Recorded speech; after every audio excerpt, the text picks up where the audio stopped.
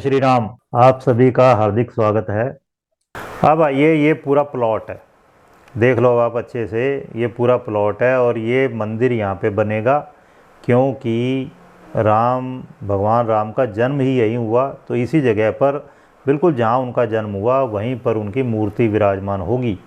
ठीक है, और ये हो जाएगा एग्जैक्ट ईस्ट डायरेक्शन, पीछे वेस्ट, और इधर उत्तर है। उत्तर की तरफ सरयू नदी है और ये हो गया दक्षिण।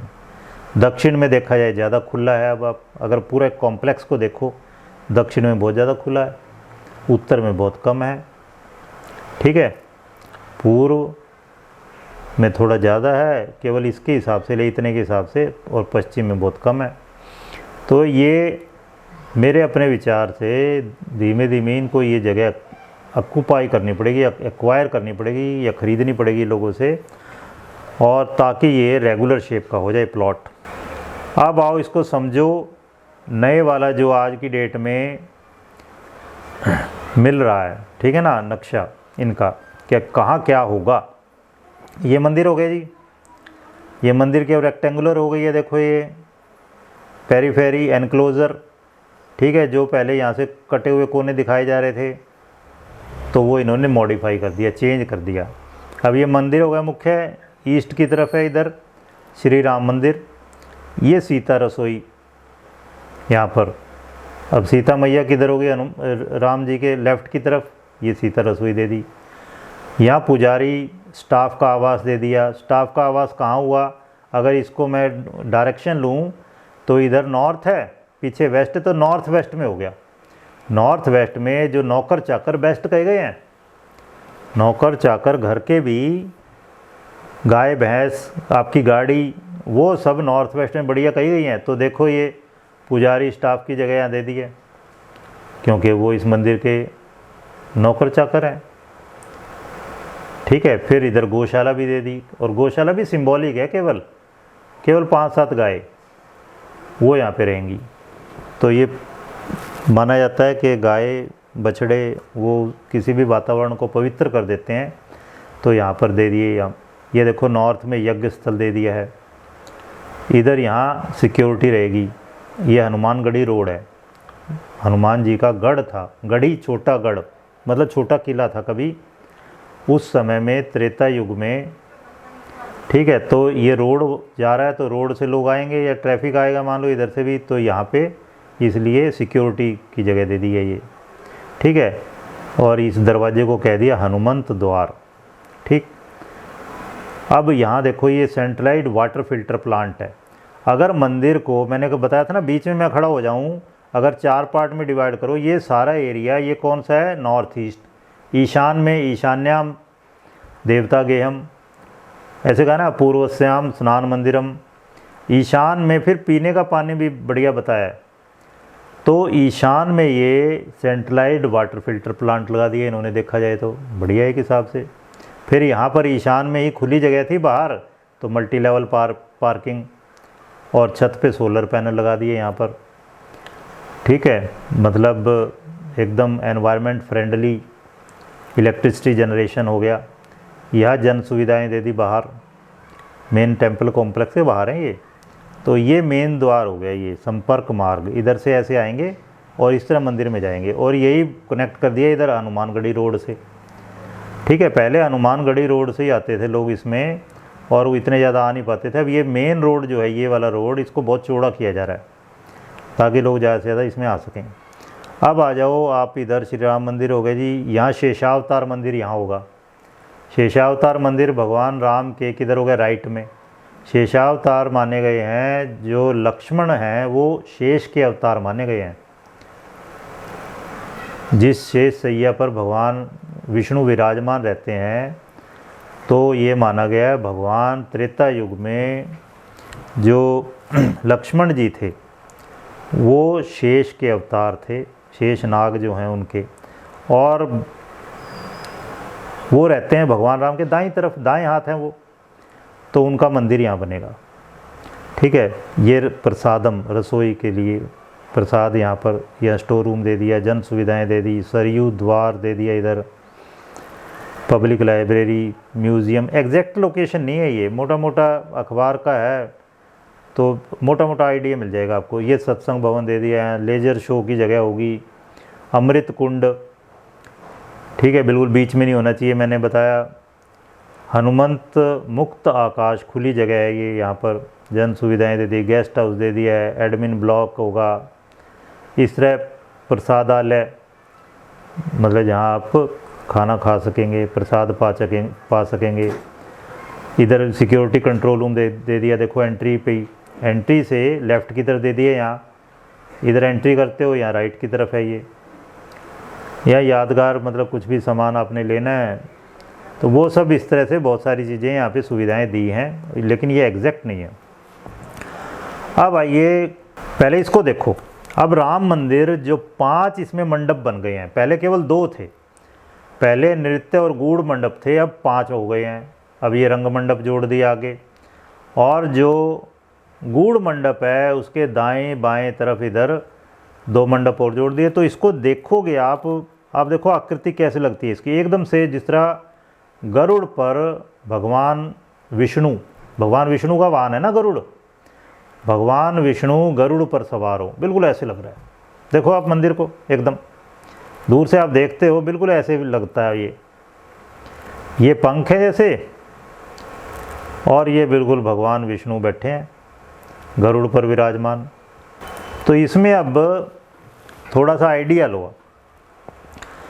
पहले लेंथ 1985 से 88 का जो मॉडल था और अब 2020 का मॉडल है, तो इनमें क्या क्या फ़र्क है। पहले थी लेंथ 270 फुट, अब कर दी वो 360 फुट, मतलब 270 का 1/3 और ऐड कर दिया इसमें। 9 3 27 होता है ना, 90 फुट और जोड़ दिया। विड्थ पहले 145 फुट थी, अब कर दी 235 फुट, क्योंकि प्रोपोर्शन बनाना होता है। पहले हाइट 141 थी, हाइट 20 फुट बढ़ा दी है। पहले मंडप थे 2, नृत्य और गूढ़ मंडप, और तीसरा था मुख्य गर्भगृह, जबकि अब 5 बना दिए हैं। 5 तो मंडप है अब। पहला रंग मंडप एंट्री पर, दूसरा है नृत्य मंडप, तीसरा फिर गूढ़ मंडप, और गूढ़ मंडप के उत्तर की तरफ प्रार्थना मंडप है और दक्षिण की तरफ कीर्तन मंडप है, और फिर एक जो गर्भगृह तो है ही है, ठीक है ना। फिर शिखर, पहले भी एक शिखर था, अब भी एक शिखर है। शिखर किसको कहते हैं, बिल्कुल जो गर्भगृह है, ठीक है ना, उसके ऊपर। तो गर्भगृह पहले भी एक था, अभी भी एक है। शिखर, हर एक मंडप के ऊपर भी शिखर होते हैं, लेकिन सबसे मुख्य शिखर होता है गर्भगृह के ऊपर वाला। पहले 2 मंजिला था, अब 3 मंजिला है। मैंने अभी आपको दिखाया 3 मंजिल में जो एक, तो अब आपका जो गर्भगृह है वो 3 मंजिला होगा, और जो उसके सामने गूढ़ मंडप है वो 3 मंजिला होगा।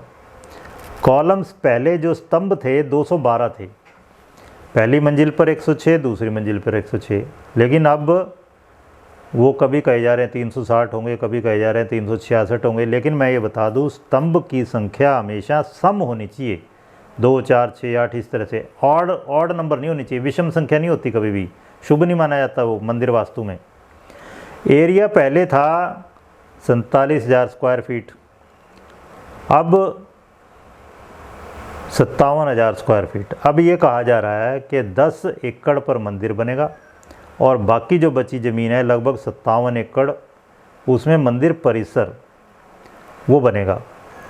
चारों ओर मंदिर बनेंगे, भरत लक्ष्मण गणेश के, सीता के, शेषावतार के। तो ये अलग अलग कहा जा रहा है, बहुत सारी बातें कही जा रही हैं, अभी फाइनल स्टेज पे नहीं है कोई ये। तो ये मैंने दिखाया आपको, बिल्कुल मंदिर अब ऐसे लगता है भगवान राम विष्णु के अवतार माने जाते हैं, और मंदिर बिल्कुल उसकी लुक कितनी अच्छी लग रही है, अब बिल्कुल ऐसे लग रहा है जिस तरह गरुड़ पर भगवान विष्णु विराजमान हो। तो भगवान राम को अपनी पीठ पर बिठाए हुए गरुड़ जैसा लग रहा है ये भगवान विष्णु को। और ये सब किस लिए हुआ कि आगे एक रंगमंडप जोड़ दिया, और दाएं बाएं अब प्रार्थना और कीर्तन मंडप जोड़ दिए हैं, तो उसकी आकृति फ्रंट से देखने में बहुत सुंदर लगने लगी अब। तो भाई ये भगवान राम के बारे में थोड़ा सा डिस्कस करते हैं। हम नॉर्थ इंडियन सिस्टम में तो खूब है, हम कहते हैं राम राम, ज़्यादातर हमारे यहाँ ये कहा जाता है राम राम, तो किसी का अभिवादन राम राम करके हम करते हैं। र जो है हिंदी वर्णमाला में र 27वां व्यंजन है, और अ आ ई ऐसे करते हैं ना, आ दूसरा स्वर है और म 25वां व्यंजन है। तो इस तरह से अगर आप लो तो राम क्या हुआ, र यानी कि 27, ठीक है, आ 2, 27 और 2 29, और म यानी 25वां, तो ये हो गया 54 54। तो 2 बार जब राम राम कहेंगे 54 और 54 108 हो गया। और 108 हमारे यहाँ बहुत पवित्र नंबर है। 108 27 नक्षत्र है, हर नक्षत्र के 4 चरण हैं, तो 108 हो गया इस तरह से, ठीक है ना। तो ये बहुत शुभ माना जाता है, 108 मणकों की माला, ठीक। और क्या है, भगवान शब्द, मतलब अगर आपने भगवान राम राम राम भी कहा तो केवल राम राम का मतलब ये 108, यानी आपने सभी नक्षत्रों के नाम की माला फेर ली, ये मतलब हुआ एक किस्म से।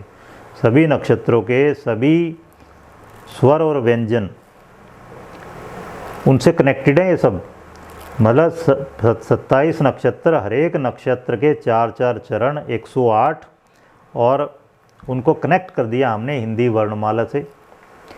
राम राम जब कहते हैं तो ये 108 का नंबर आ जाता है इस तरह। और भगवान शब्द अगर इसका अर्थ करें गहरा तो इसमें 5 तत्व आ जाते हैं।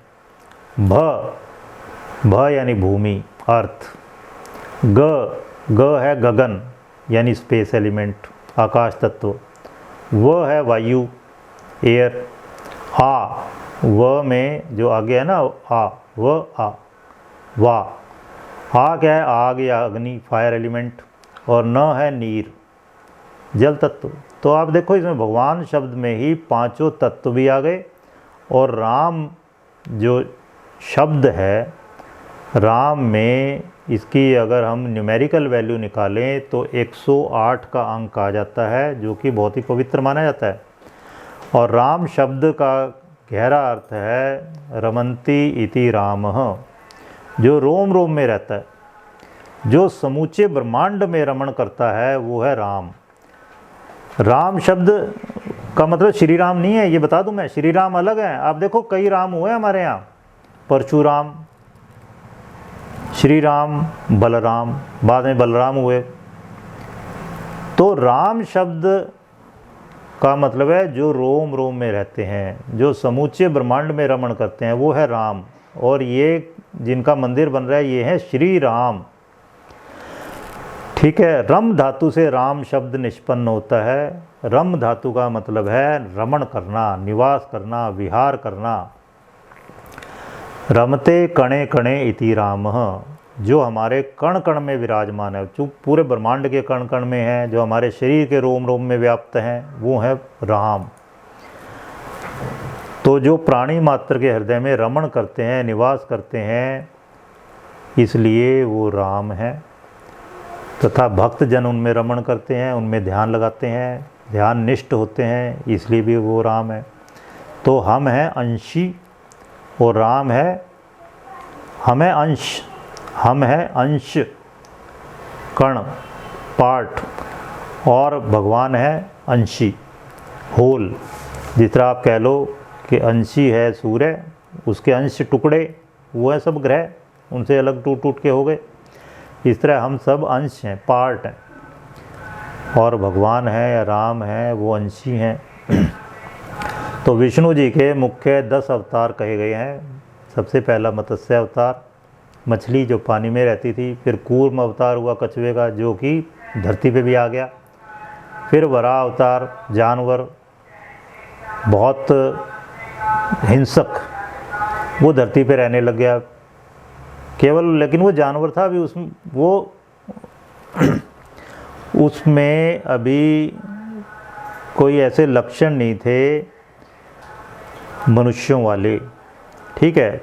फिर वो और डेवलप हुआ तो नरसिंह बन गया, मतलब आधा जानवर आधा आदमी, अभी पूरी तरह से आदमी नहीं बन पाया।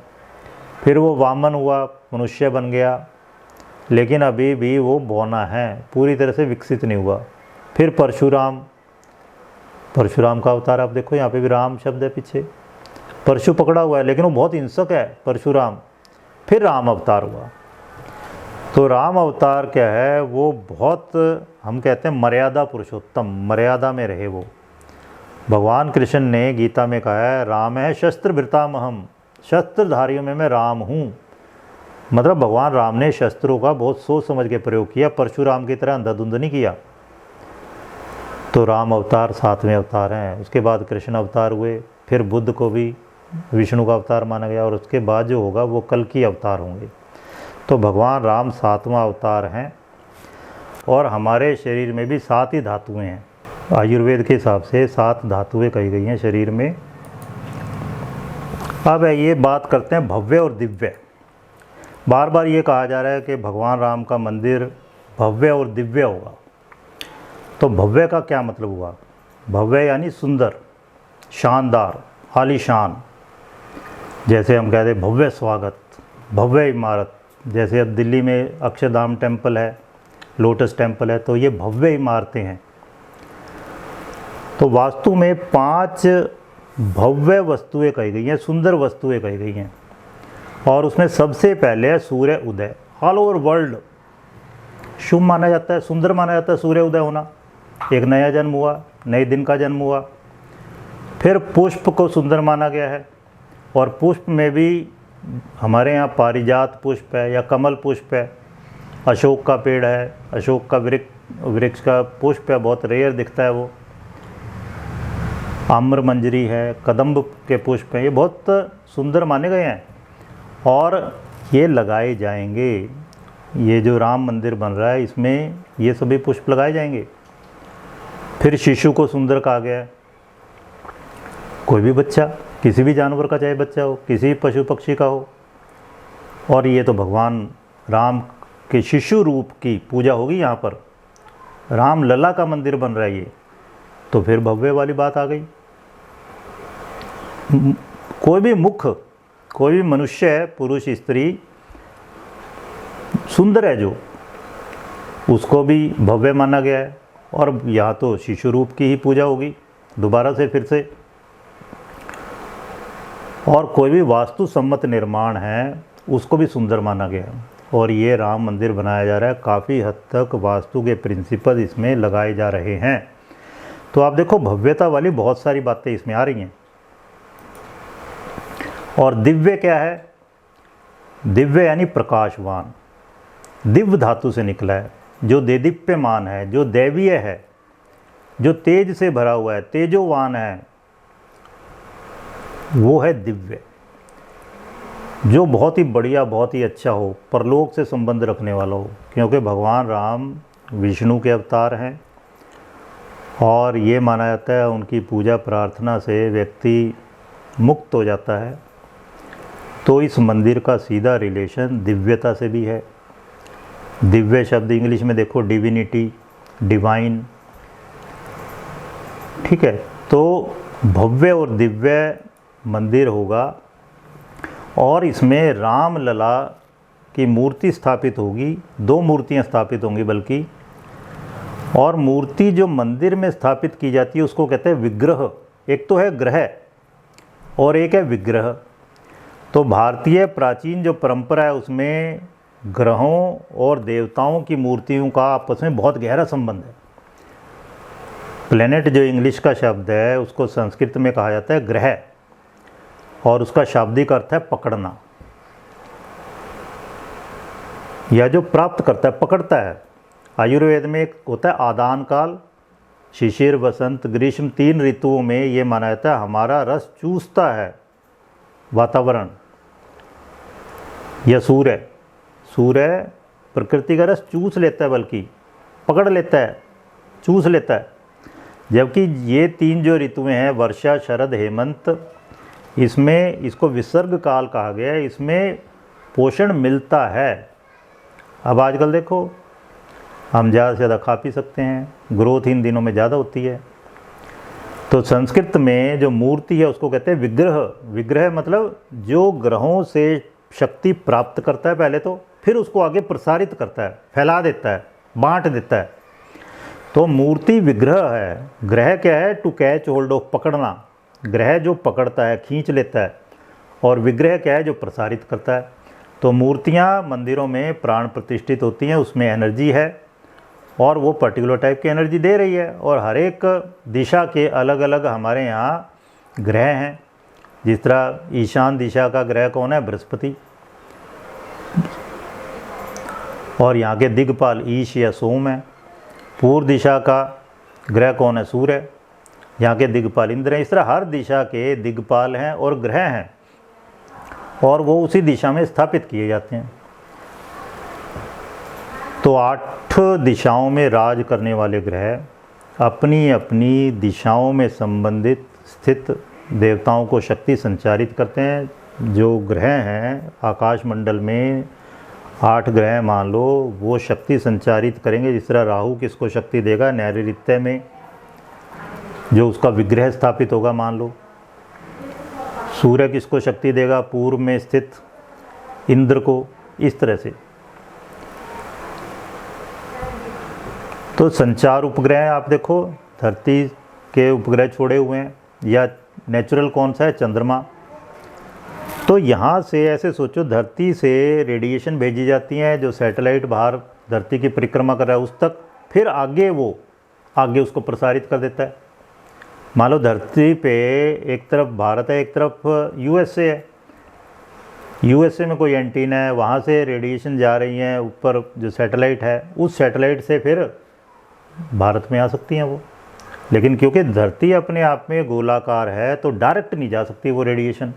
तो इस तरह से ये समझ लीजिए आप कि मंदिर में पहले मूर्ति की प्राण प्रतिष्ठा की जाती है, उसको कहते हैं फिर विग्रह।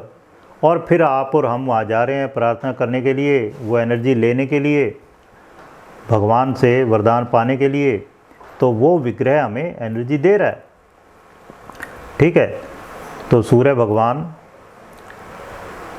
सूर्य वंश में पैदा हुए भगवान राम, ऐसे कह लो, सूर्यवंशी हैं वो। तो पूर्व से रेडिएशन आ रही है, तो मंदिर को पूर्वमुखी बनाया गया है। वो एनर्जी उनमें और ज़्यादा आ जाएंगी। तो उनके निर्गुण रूप हो सकता है, सगुण रूप हो सकता है।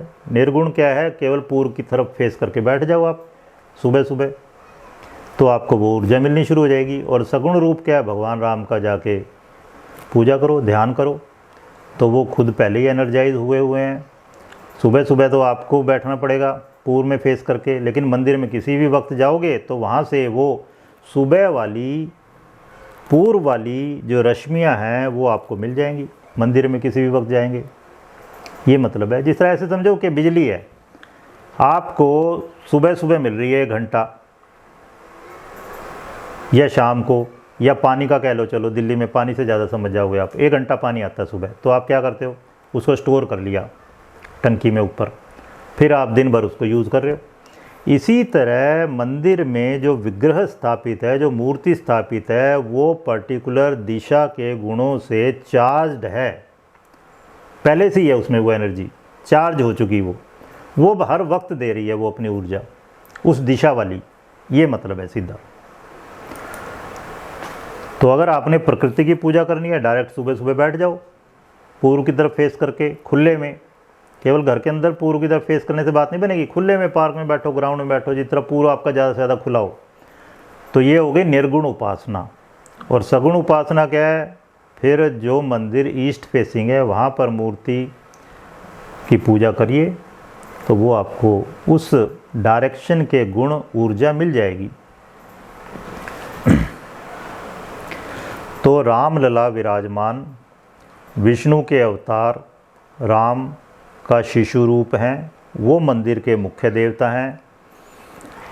रामलला 1989 में ये विवादित स्थल है, जो अदालती मामला, अदालत में मामला गया, वो उसमें प्लेंटिफ थे, वादी थे, और कानून द्वारा उन्हें न्यायिक व्यक्ति माना गया।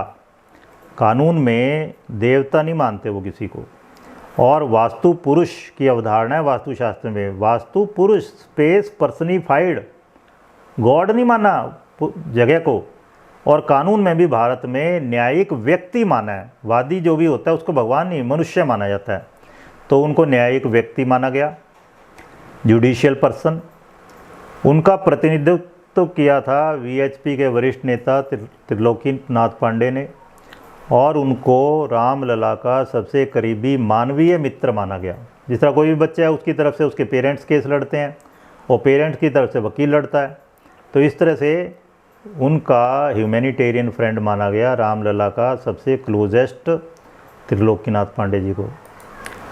ठीक है, ये देखिए उस वक्त की कोर्ट, ये केस की कटिंग है अखबार में जो आई थी, तो कोर्ट ने उसमें पूछा था कि क्या हम जन्म स्थान को इंसान माने, और जो उस वक्त के वकील थे उन्होंने यही कहा बिल्कुल मानना चाहिए, क्योंकि हिंदू धर्म में वास्तुशास्त्र में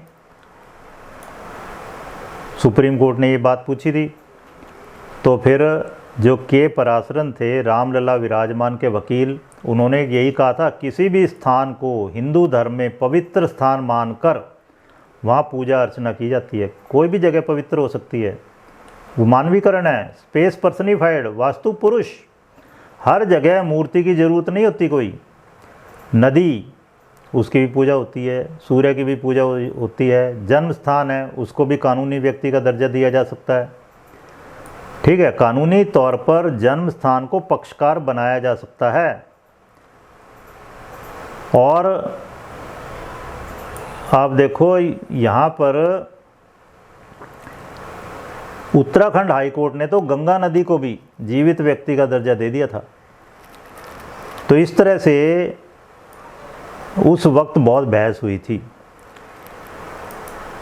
जो ये पूरा केस था इसमें पूरी बहस हुई, तो इसमें रामलला विराजमान जो है वो जगह है उसको कानूनी व्यक्ति का दर्जा दिया गया और उनकी तरफ से केस लड़ा गया।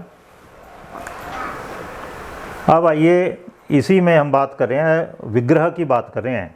तो केवल एक विग्रह से बात नहीं बनती। कोई भी एक देवी देवता है, उनका जब मंदिर स्थापित किया जाता है उसमें सेकेंडरी देवी देवता बहुत सारे, उनके भी मंदिर बनाए जाते हैं। तो मंदिर ट्रस्ट के अनुसार जो अंतिम ब्लूप्रिंट बनाया जा रहा है उसमें मंदिर के मैदान में सूर्य, गणेश, शिव, दुर्गा, विष्णु, ब्रह्मा के समर्पित मंदिर शामिल है। अब आप देखो अलग अलग आ रहे हैं बार बार, तो अभी फाइनल नहीं है, बहुत सारे मंदिर बनाए जाएंगे इसका मतलब है। और मंदिर के गर्भगृह में रामलला की 2 मूर्तियां स्थापित की जाएंगी। उसमें से एक मूर्ति जो है वो 5 वर्ष 4-5 वर्ष का जितना बच्चा होता है ना, उतनी बड़ी मूर्ति बनेगी एक, क्योंकि रामलला का मंदिर है ये। राम के बाल रूप की पूजा होगी यहाँ पर। जनवरी 2023 में, अभी इसी साल में, नेपाल की गंडकी नदी, वहाँ से 60 मिलियन साल पुरानी 2 शालिग्राम की चट्टानें वो लाई गई थी अयोध्या में, एक 26 टन की और दूसरी 14 टन की। उन चट्टानों का उपयोग गर्भगृह में रामलला की मूर्ति को तराशने के लिए किया गया है। 3 मूर्तियां बनाने के लिए 3 अलग अलग कारीगरों को दी गई हैं। उनमें से बेस्ट छांटी जाएगी। 3 मूर्तियां उनका निर्माण चल रहा है, उनमें से जो बेस्ट होगी वो गर्भगृह में स्थापित होगी और उसकी प्राण प्रतिष्ठा करेंगे पुजारी, उस वक्त PM prime minister Narendra Modi ji उस दिन वहाँ पे होंगे 22 जनवरी 2024 को। तो उनके 2 स्वरूप, पहला स्वरूप है 4-5 साल का, उनकी 51-52 इंच की नई प्रतिमा बनाई जाएगी। ये होगी 51-52 इंच की और नई होगी ये, और अचल होगी, मतलब खड़े हुए रूप में होंगे लेकिन अचल हैं। ठीक है, और इनके ठीक सामने एक सोने का सिंहासन बनाया जाएगा, उस पर दूसरी चल मूर्ति होगी, वो बैठी हुई है, वहाँ रामलला बैठे हुए हैं। जो आज का वर्तमान रामलला के मंदिर वाली है, जो टाट वाला मंदिर है, उसमें जो मूर्ति है वो स्थापित होगी अब सोने के सिंहासन पर, वहीं पर। इसका मतलब क्या है, गर्भगृह में 2 मूर्तियाँ होंगी। जो अचल होगी, जो नई बनाई जा रही है वो खड़ी है, जो चल है वो बैठी है। ठीक है, कमल आकृति की पीठ बनाई जाएगी, एक पेडेस्टल, लोटस शेप का पेडेस्टल बनाया जाएगा, और उसकी ऊंचाई आप समझ लीजिए लगभग 20 इंच होगी, और टोटल हो जाएगी इस तरह से लगभग 71 इंच हाइट। अब क्या है, पहले जो नॉर्थ इंडियन सिस्टम के मंदिर बनते थे नागर शैली के, उसमें जो फर्श होता था, फर्श के लेवल पे ही मूर्तियां स्थापित हो जाती थी, जबकि साउथ में थोड़ी ऊंचाई पे होती हैं मूर्तियां स्थापित। और यहाँ पे भी आप देख रहे हो ना, पेडेस्टल पे स्थापित होगी। तो साउथ वाले कुछ लक्षण वास्तुशिल्प शास्त्र के, मंदिर वास्तुशिल्प शास्त्र के, वो यहाँ पे नॉर्थ में अप्लाई किए जा रहे हैं अब। तो जो चल मूर्ति है वर्तमान रामलला के मंदिर वाली, वो वादी हैं, वो प्लेंटिफ हैं, उनको वहाँ स्थापित किया जाएगा। अब क्या है, वास्तुशास्त्र में रूल है कि विभिन्न देवी देवताओं के बारे में उनसे संबंधित कहानियाँ और उपाख्यान जो हैं उनको गंभीरता से ध्यान में रखा जाना चाहिए। जिस तरह अगर भगवान शिव का मंदिर होगा, अगर मूर्ति है या लिंग है, तो बाहर नंदी की मूर्ति होती है, आप देखना। लेकिन भगवान विष्णु के मंदिर के बाहर कोई मतलब नहीं है। भगवान विष्णु के मंदिर के बाहर गरुड़ की मूर्ति हो सकती है। अब भगवान राम जो है यहाँ पर, उनका मंदिर है, तो उनसे संबंधित जो लोग रहे हैं, उनसे संबंधित उनकी मूर्तियाँ, उनके मंदिर स्थापित होनी चाहिए। तो विभिन्न देवताओं के बारे में उनसे संबंधित कहानियों उपाख्यानों को गंभीरता से ध्यान में रखना चाहिए। तो यहाँ भगवान राम है, उनसे संबंधित चीज़ें क्या क्या हैं। अब नृपेंद्र मिश्र हैं जो, उनका भी मैंने एक वीडियो देखा था, वो चेयरमैन है श्री राम मंदिर निर्माण समिति के। उन्होंने बताया कि प्रधानमंत्री जी ये चाहते हैं कि 7 मंदिर, जो मुख्य मंदिर है उसके परकोटा जो आपको दिखाया था अभी रेक्टेंगुलर फॉर्म का, उसके बाहर 7 मंदिर बनने चाहिए। ऐसे मंदिर होंगे जिनसे सामाजिक सौहार्द का संदेश लोगों तक पहुँचे। ठीक है, सोशल हार्मनी, जो लोगों को, हिंदू धर्म को जातियों में बांटा जा रहा है, वर्गों में बांटा जा रहा है, वो ख़त्म हो। तो भगवान राम से संबंधित जो लोग थे, वाल्मीकि ऋषि थे जिन्होंने रामायण की रचना की, संस्कृत की जो रामायण है, अहिल्या माता थी, शबरी जिन्होंने बेर खिलाए थे भगवान राम को, निषाद जिन्होंने नदी पार कराई, वशिष्ठ ऋषि जिन्होंने भगवान राम को उपदेश दिए, इन सब के भी मंदिर बनाए जाने चाहिए। मतलब भगवान राम से संबंधित जो जो लोग रहे हैं उन सब के मंदिर बनने चाहिए। ठीक है। अब आइए कंस्ट्रक्शन मटेरियल। वहाँ पर वास्तु में कंस्ट्रक्शन मटेरियल के बारे में बहुत उल्लेख है कि रीजनल कंस्ट्रक्शन मटेरियल यूज़ होना चाहिए। जो वहाँ पर उपलब्ध निर्माण सामग्री है उसका उपयोग किया जाना चाहिए। जिस तरह पहाड़ों में देखो आप, भगवानों की मूर्तियाँ ज़्यादातर लकड़ी की मिलेंगी, लकड़ी के मंदिर मिलेंगे, या छत स्लांटिंग होगी क्योंकि बर्फ़ पड़ती है तो वो पिघल जाए। मतलब वहाँ की निर्माण शैली, वहाँ पे जो इवन मटेरियल है, जिस तरह स्लेट यूज़ होती है वहाँ पर पहाड़ों में जनरली छत के लिए, ठीक है ना। तो जिस एरिया में मंदिर बनाया जा रहा है वहीं की निर्माण सामग्री उपयोग में लानी चाहिए। तो राम मंदिर केवल पत्थरों से बनाया जा रहा है, कोई सीमेंट का यूज़ नहीं हो रहा। सुपर स्ट्रक्चर, जो प्लिंथ लेवल से ऊपर की स्ट्रक्चर होती है उसको कहते हैं सुपर स्ट्रक्चर, उसमें ईंटों का भी यूज़ नहीं होगा, पत्थरों का यूज़ होगा। पत्थर क्योंकि नेचुरल हैं, प्रकृति पत्थरों को बनाती है लाखों करोड़ों सालों में, तो पत्थर बहुत सॉलिड बिल्डिंग मटेरियल है, तो पत्थरों से बनाया जाएगा मंदिर। और ये कोशिश की जा रही है इस तरह से मंदिर बनाया जाए कि वो 1000 साल तक टिका रहे। और निर्माण कार्य राजस्थान में बंसी भरतपुर डिस्ट्रिक्ट है, वहाँ पर बंसी पहाड़पुर गांव है, उस पहाड़ में बलुआ पत्थर निकलता है, गुलाबी बलुआ पत्थर। वहाँ से 6 लाख घन फीट क्यूबिक फीट पत्थर, सैंडस्टोन है ये, वो लेके आया जाएगा। बंसी पहाड़पुर का पत्थर ये आगरा के किले में भी यूज़ हुआ है, अक्षरधाम दिल्ली में जो टेम्पल है उसमें भी यूज़ हुआ है, नई संसद भवन में भी यूज़ हुआ है। तो बहुत शुभ माना जाता है ये पत्थर। तो गुलाबी पत्थर है ये। गुलाबी रंग कैसे बनता है? लाल में सफ़ेद मिला दो, गुलाबी बन जाएगा। लाल है बहुत ज़्यादा गर्म, बहुत आँखों को चुभने वाला, बीपी हाई कर देगा। लाल रंग क्या है? सूर्य से गवर्न होता है, लेकिन उसमें सफ़ेद मिला दिया, ठीक है ना, तो ये फिर हो गया गुलाबी। तो ये हो गया जिस तरह निर्वेद, शांत, शांति की अवधारणा आएगी मन में, शांति ही शांति व्याप्त हो जाएगी। तो क्या है, भगवान राम के बारे में ये कहा जाता है पूरे रामचरितमानस में शांत रस प्रधान है, रामचरितमानस निर्वेद रस प्रधान है। तो ये गुलाबी पत्थर उसके बिल्कुल सही बैठता है कि जो वहाँ पर लोगों के सामने भगवान राम का जीवन आदर्श रखा जा रहा है, उसके लिए ये रंग उपयुक्त है, एकदम आइडियल है, आदर्श है। लेकिन मंदिर क्षेत्र में ग्रेनाइट का उपयोग भी अदरवाइज होना है, और ग्रेनाइट की उम्र ये कहा जाता है लगभग 1000 साल है, 1000 साल तक टिक रहता है ग्रेनाइट। और क्या, राम मंदिर के निर्माण में भारत की प्राचीन और पारंपरिक निर्माण विधियों का पालन किया जाएगा। लोहे का बिल्कुल यूज़ नहीं होगा, लोहा शनि से संबंधित धातु माना गया है। और भगवान राम क्या है, सूर्यवंशी, सूर्य और शनि की आपस में शत्रुता है। सूर्य पूर्व दिशा का स्वामी, शनि पश्चिम दिशा का। सूर्य प्रकाश का कारक, शनि अंधेरे का कारक। भगवान राम का जन्म हुआ था मिड डे में, बिल्कुल दिन में, मध्य दिवस, ठीक है। तो इसलिए आयरन का यूज़ नहीं होगा। तो आयरन क्योंकि रस्टिंग हो जाती है इसमें और वो पत्थरों को तोड़ देता है। अगर इसकी क्लिप अंदर लगाई गई हो तो ज़्यादा दिन नहीं चलता आयरन, और मंदिर चाहिए हमें 1000 साल चलने वाला, तो इसमें आयरन का बिल्कुल यूज़ नहीं किया जा रहा। उसकी बजाय क्या होगा, 10,000 कॉपर प्लेट, पत्थर के जो खंड है उनको जोड़ने के लिए 10,000 तांबे की प्लेट, उनका यूज़ होगा। और तांबा जो है दैट इज गवर्न्ड बाय सन, सूर्य की धातु कही गई है तांबा, ठीक है ना।